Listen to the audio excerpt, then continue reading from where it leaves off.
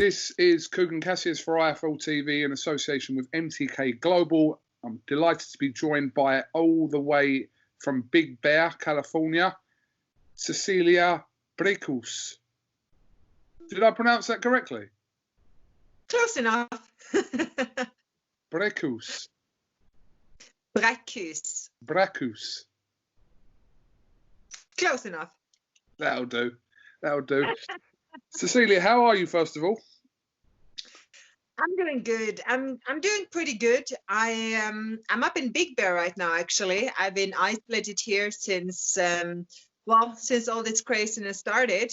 I came here in January to prepare for my fight against McCaskill, which was supposed to be in April, which of course was postponed. And I decided to stay up here, you know, because I have my gym here, I have the nature, I have the mountains, fresh air, and I think that was a very good choice. I can't imagine there's too many people around that environment that you're in anyway, so that's kind of perfect to be in isolation with. It is. It is actually not bad at all.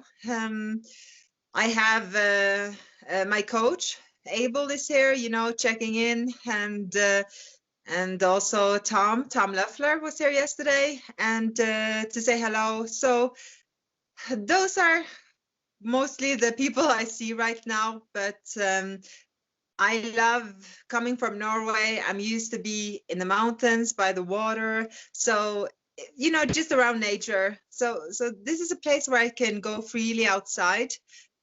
I don't think I would handle staying in the city that well in lockdown. So I'm pretty lucky considering everything.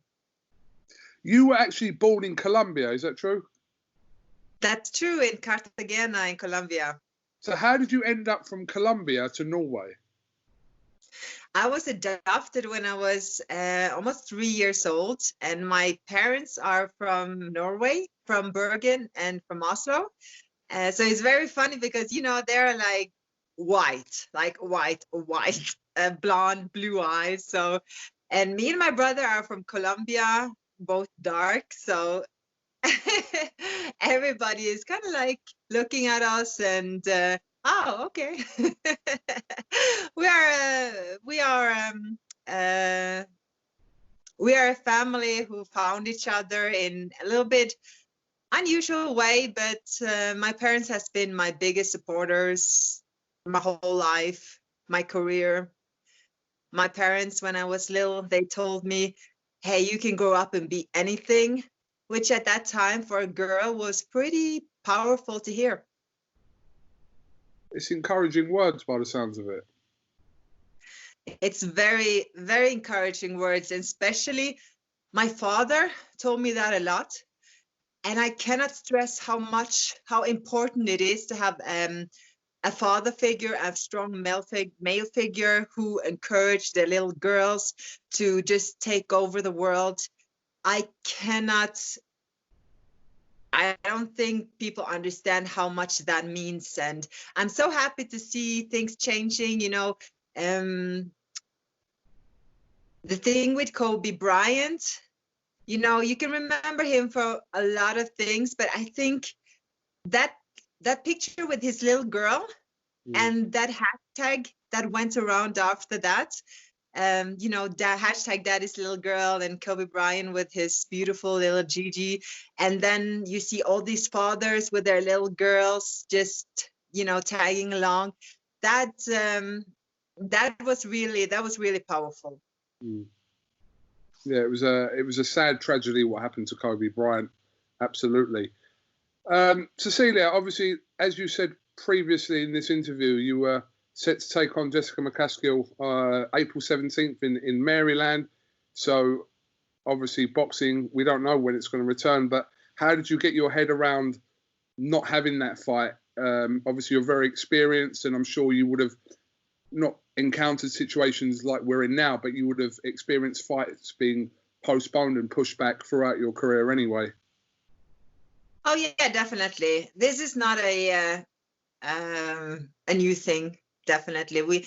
Everybody who's been in this game for a while has experienced this. I had a show in Norway. I put on a show in Norway a couple of years ago. I have sold out 10,000 tickets, and then I got the flu like 10 days before the fight. So, you know, this is the good thing about being experienced and being a professional fighter. This is, you just roll with the punches, and the first thing you do, you just like, okay, here's the situation. What do I do next to get out of this the best possible way? And like I said, for me, it was to stay up here in Big Bear and train. You made your Matchroom boxing debut back in October in Monte Carlo. Why the decision to join Matchroom and Eddie Hearn? Well, you know, it was a lot of good fighters, and the prospect of be able to sometime in the future share the ring with names like Katie Taylor, Amanda Serrano, Mikhalski was very intriguing. So that was definitely a big deal. There's so many fights amongst the girls that you just mentioned there that is a possibility, but what fight out of all of them, and I'm gonna chuck in obviously a name that you're probably going to expect me to chuck into here, in Claressa Shields, but what fighter out there do you look at and think that's the fight that I really want?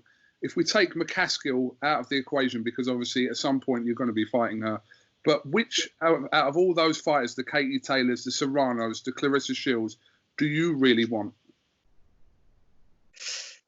Well, a fight against Katie Taylor is the biggest fight on a global scale in boxing, for sure. And if we go a little bit outside boxing, it will definitely be Cyborg. Cyborg. Yes. Chrissy. Okay. So what is the situation regarding you and Claressa Shields then? Obviously, the Claressa Shields, I've seen make comments about you and etc. vice versa. But what is the situation there with Claressa Shields? How realistic is that fight to happen at any point? Well, right now it's no situation. I am a part of the, you know, the final four, as we have called it, with me, myself, Mikhalski, Serrano, and Taylor. And after HBO closed down the boxing, we actually went to Showtime and said, "Hey, let's do this. Let's do the fight against Shields." Let's just say the response wasn't exactly what we were hoping for and thinking. And then Matchroom just came in and gave us a much stronger and better offer. So of course, that's the way we went. Who do you think wins that fight out of Katie Taylor and Amanda Serrano, which was actually due to take place last weekend here in England, in Manchester? Obviously it didn't happen, but who do you think wins that fight between Taylor and Serrano? I have it 50-50. And also, when I see both of them training like crazy, they're so motivated, and I see them go on social media. I just back and forth. I can't say. For me, it's 50-50. They both have very strong. They have both strengths. For me, it's 50-50. I can't pick one. Okay. Sitting on the fence, as we say here in England. Not picking either one. That's fair enough. So I understand if you were to defeat McCaskill, you break a record of Joe Louis. Yes. And that's for the most consecutive world title defenses. Is it 25? Oh, I have to double check that. I should have known that. I try not to think so much about that because I'm just locked into what I'm supposed to do, my next opponent, and you know, my tasks. And I'm trying not to think about, you know, records and breaking records, stuff like that. It kind of, I don't want to get my focus mixed up. Okay, that's fair enough. Mm-hmm. You do your work in the ring and let the records work themselves out. Exactly. And it's a tough match coming up, and I need to be 100% focused on that. Have you had any indication from Matchroom or Eddie Hearn at any point when that fight could take place? Obviously, it's difficult to answer that at the moment because of what's going on. And in England here, Eddie Hearn's talking about returning to boxing at the back end of June with some behind the closed doors fights, but we don't really know what the situation is over in America regarding fights. Have you been given any indication at all? Well, I not really. I suspect I will be back in the ring around July. From what I'm, what I'm reading, what I've been hearing, talking to my manager, promoter, I will expect July, maybe latest August. But will that be necessarily against Jessica or not necessarily? No, that will be against Jessica, definitely. Okay. Yeah. Okay. It just seems like a lot of fights that were scheduled to happen around April and May, a lot of them are up in the air just because of, obviously, the situation we're in. So I wasn't sure whether you would go straight into that fight or you'd have another fight before then. No, that will be the next fight, and I'm staying ready. If it comes earlier, I will be ready. I know Jessica Mikulski is in the gym staying ready. So whenever we get the green light, we're ready to go. What did you think of Eddie Hearn when you met him for the first time? Well, he was taller than I thought. He was he was tall. So I was like, that's a tall Englishman, They're normally not that tall. But I don't know. He's just like happy, He's always happy. He's just, he's funny and just jolly, And jolly. You can't just, he just spreads good mood. I like that. I like that very much. Yeah, he's yeah, we could say that everyone's got their opinion of Eddie Hearn here, but I think most people kind of possibly share your sentiment about him. So likes to talk a lot. But that's his job. That's his job. He's a promoter. Oh yeah, definitely. Well, I didn't get to talk to him so much, and I like to talk a lot too, So maybe, yeah. Maybe I was talking a lot too when I talked to him, so I didn't actually recognize that. So I don't know what that says about about me, but okay. Well, I enjoyed to get to know him more. This is very new, and I only met him one time in Monaco. Talked to him, did an interview over IG Live, and that's it. So just be knowing him in a very professional manner. Would like to get to know more about him, and like to know more about Matchroom and how it started, the background. That would be interesting. I've got to say, when you met Eddie Hearn, if you didn't talk a lot, that must mean that you were talking loads, definitely. There's nothing wrong with that. I'm just pointing out that. That's what I was afraid of. Yeah. So, Cecilia, you've been world champion since, 2009 for the last 11 years, and you've been undisputed for the last 6 years. So that's a pretty powerful reign in boxing. Yeah, definitely. It's There's a lot of girls who want to be in a ring with me, a lot of girls who wants to beat me now, which has put me in a situation that what we talked about, I've been able to choose, do I want to go to Showtime? Do I want to go to the Zone? Do I want to go back to Norway and have shows there? I'm in a real good position now, but I've worked really hard for it too. Yeah, I mean, your career spans over a long period of time, and you've been fighting at the top level for the majority of it. So you have definitely earned your place in boxing. Yeah, you know, and I work very hard. I think maybe some girls underestimate me, you know, because it's been a tough way up here. When we started, you know, I was in a promotional company that, you know, was a little bit skeptic to girls. I wasn't allowed to go to Olympics. We fought a lot of battles, and that makes you tough, you know. That makes you pretty tough. Yeah, I was going to say that because when you started boxing as a professional, compared to how it is now, is complete opposite ends of the spectrum. Because the opportunities for women when you started were very minimal. Yes. Now you've got girls like Katie's headlined her own show here in the UK, and girls are headlining shows now. So the contrast in between time periods is quite astonishing, really. But you've lived throughout both of those times.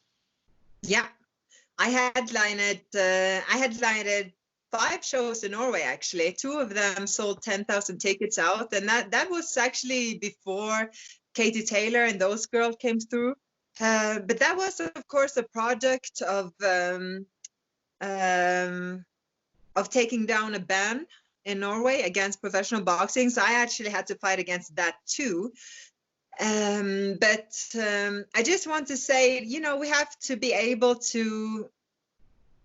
I love what's happening now with the girls, you know, just coming and doing all the shows, you know, headlining, signing up with big promoters. But I also know the other side, all the girls who never get that chance, all the girls who went to championship, world championship, European championships, just because they love the sport. They didn't get anything back, no money, no, you know, no promoter, a big promoter, no TV right, nothing. They only did it for the love of sport. And I know these girls who paved the way for the girls to go to the Olympics today.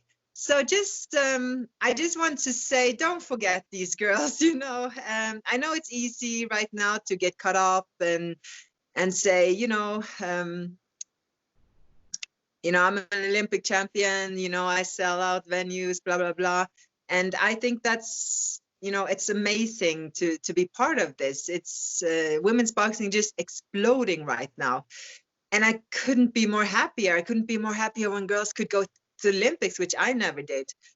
But just please don't forget all the women who actually made this possible for you. I think you make a good point, because here in the UK, it was obviously Jane Couch, who was a 5-time world champion, who made it possible when she was fighting to have professional boxing here in the UK by taking the ball to court. So she was a pioneer of women's boxing here in this country.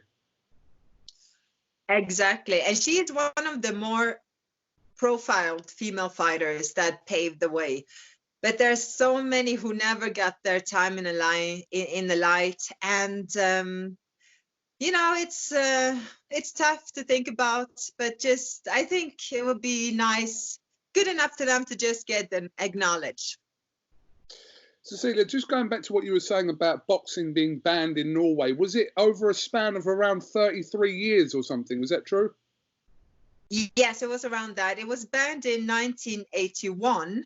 And yeah, it was, and I fought there in, God, I'm horrible with numbers. I'm just like, when I'm done with something, I'm done. I'm just going straight forward. Yeah, and I think it was 2000. Jesus, oh my God, it's been so long already. 4 or 5 years ago, yeah.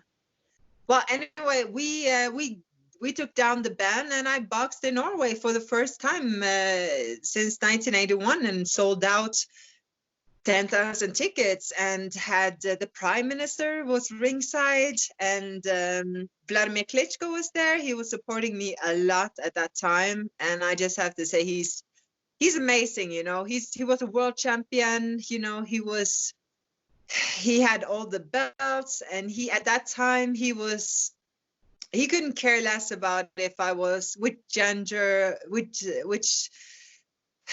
you know, girls or boys. When we were in camp, he was all about come to the training precisely, come to the gym, give 100%, and that's it. He couldn't care less if I was what gender I was, and he was one of the first big names. That was before, you know, female boxing exploded and got so popular in the States. But he was actually one of the first, and that's why I always mention him, and always says I'm Team Klitschko. But he was one of the first big male stars who was like, you know, behind a female champion, supporting her openly, and just pushing forward a fighter he thinks was worth it. And so that's why I always be such a big fan of Vladimir, because he just goes his own way. He just do what he does, and he doesn't think about it. He do whatever he thinks is right. He's one of the smartest, most dedicated, hardworking fighters I ever known. Obviously, you spent part of your career being trained by Jonathan Banks as well. Yes, exactly. And you know, that's why I was in camp with them, because I broke up with Sauerland Promotion, and then I went to work with the Klitschko team. It seems like there could be a film about your life, Cecilia. No, please don't. I have too many dirty secrets. No, I'm just kidding. That's for another interview. 1981, that would have been the year that you was born, actually, when boxing was banned. Yes. Because I was born in 81 as well, so I'm the same age. When? I'm in July. Oh, okay. I'm September. So I'm a little bit older than you. Fair enough. All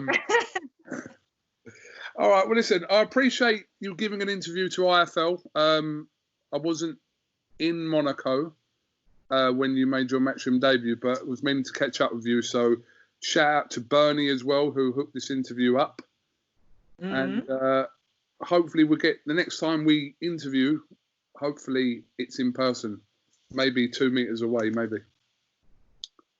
Well, things definitely going to change, so who knows? Maybe with mask too. You never know. Yeah, maybe.